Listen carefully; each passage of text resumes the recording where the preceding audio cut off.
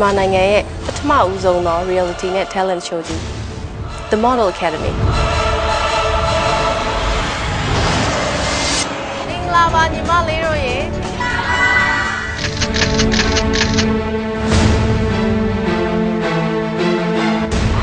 model တယောက်အနေနဲ့ရပ်တည်ဖို့ကိုပေါ်ထုတ်တဲ့စမ်းသပ်မှုပေါ့နော်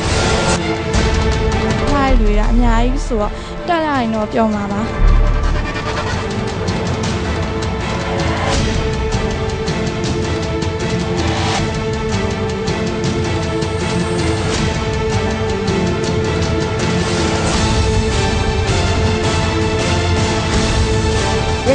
ထိတ်တန့်မြန်မာ model ဘယ်သူဖြစ်မလဲဆိုတာကို The Model Academy show ကြီးကနေစောင့်ကြည့်လိုက်ကြအောင်နော်